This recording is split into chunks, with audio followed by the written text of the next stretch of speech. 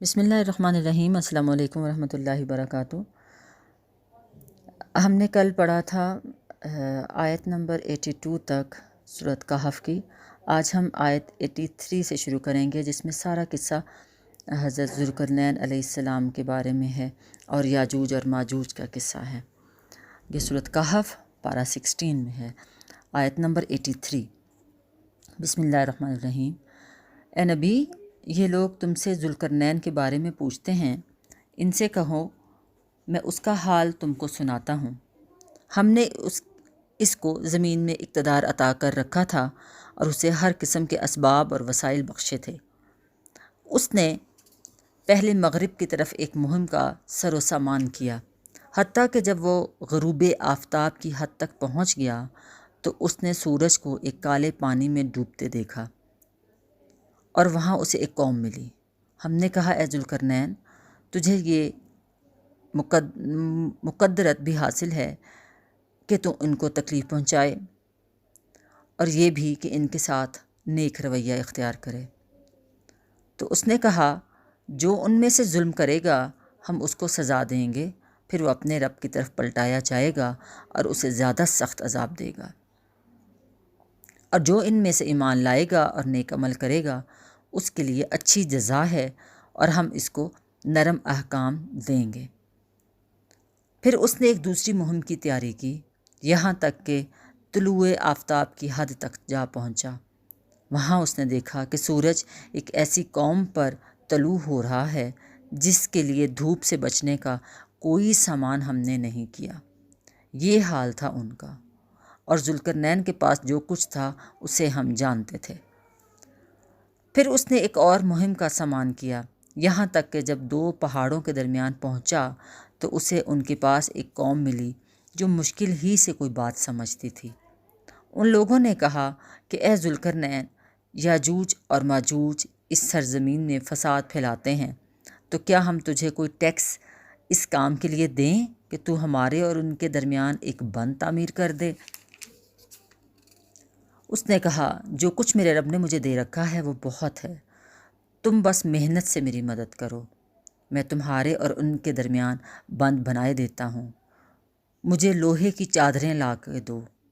آخر جب دونوں پہاڑوں کے درمیانی خلا کو اس نے پاٹ دیا تو لوگوں سے کہا کہ اب آگ دہکاؤ، حتیٰ کہ جب یہ آہنی دیوار بالکل آگ کی طرح سرخ کر دی تو اس نے کہا، لاؤ اب اس پر پگھلا ہوا تانبا اڈیلوں گا میں۔ یہ بند ایسا تھا کہ یاجوج اور ماجوج اس پر چڑھ کر بھی نہ آ سکتے تھے، اور اس میں نقب لگانا ان کے لیے اور بھی مشکل کام تھا۔ ذوالقرنین نے کہا، یہ میرے رب کی رحمت ہے، مگر جب میرے رب کے وعدے کا وقت آئے گا تو وہ اس کو پیوند خاک کر دے گا، اور میرے رب کا وعدہ برحق ہے۔ اور اس روز ہم لوگوں کو چھوڑ دیں گے کہ سمندر کی موجوں کی طرح ایک دوسرے سے گتھم گتھا ہوں گے، اور سور پھونکا جائے گا اور ہم سب انسانوں کو ایک ساتھ جمع کریں گے۔ اور وہ دن ہوگا جب ہم جہنم کو کافروں کے سامنے لائیں گے، اور ان کافروں کے سامنے جو میری نصیحت کی طرف سے اندھے بنے ہوئے ہیں اور کچھ سننے کو تیار ہی نہیں تھے۔ تو کیا یہ لوگ جنہوں نے کفر اختیار کیا ہے یہ خیال رکھتے ہیں کہ مجھے چھوڑ کر میرے بندوں کو اپنا کارساز بنا لیں؟ ہم نے ایسے کافروں کی ضیافت کے لیے جہنم تیار کر رکھی ہے۔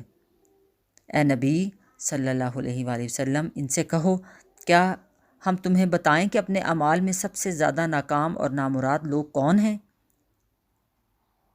وہ یہ کہ دنیا کی زندگی میں جن کی ساری سعی اور جد و جہد راہ راست سے بھٹکی رہی اور وہ سمجھتے رہے کہ وہ سب کچھ ٹھیک کر رہے ہیں۔ یہ وہ لوگ ہیں جنہوں نے اپنے رب کی آیات کو ماننے سے انکار کیا اور اس کے حضور پیشی کا یقین نہیں کیا، اس لیے ان کے سارے اعمال ضائع ہو گئے۔ قیامت کے روز ہم انہیں کوئی وزن نہ دیں گے، ان کی جزا جہنم ہے، اس کفر کے بدلے جو انہوں نے کیا اور اس مذاق کی پاداش میں جو میری آیات اور میرے رسولوں کے ساتھ کرتے رہے۔ البتہ وہ لوگ جو ایمان لائے اور جنہوں نے نیک عمل کیے، ان کی میزبانی کے لیے فردوس کے باغ ہوں گے جن میں وہ ہمیشہ رہیں گے، اور کبھی اس جگہ سے نکل کر کہیں جانے کو ان کا جی نہ چاہے گا۔ اے نبی صلی اللہ علیہ وآلہ وسلم، کہو کہ اگر سمندر میرے رب کی باتیں لکھنے کے لیے روشنائی بن جائے تو وہ ختم ہو جائے، مگر میرے رب کی باتیں ختم نہ ہوں، مگر اگر اتنی ہی روشنائی ہم اور لے آئیں تو وہ بھی کفایت نہ کرے۔ اے نبی صلی اللہ علیہ وآلہ وسلم، کہو کہ میں تو ایک انسان ہوں تم ہی جیسا، میری طرف وحی کی جاتی ہے کہ تمہارا بس ایک خدا ایک ہی ہے، بس جو کوئی اپنے رب کی ملاقات کا امیدوار ہو اسے چاہیے کہ نیک عمل کرے اور بندگی میں اپنے رب کے ساتھ کسی اور کو شریک نہ کرے۔ صدق اللہ العظیم۔ سورۃ کہف آج یہاں ختم ہوئی۔ انشاءاللہ کل کسی دوسری سورت کے ساتھ پھر ترجمہ ہم پڑھیں گے۔ تب تک کے لیے اللہ تعالیٰ آپ کو اور مجھے سمجھنے کی تو پڑھنے کی توفیق عطا فرمائے۔ آمین یا رب العالمین۔ جزاکم اللہ خیر۔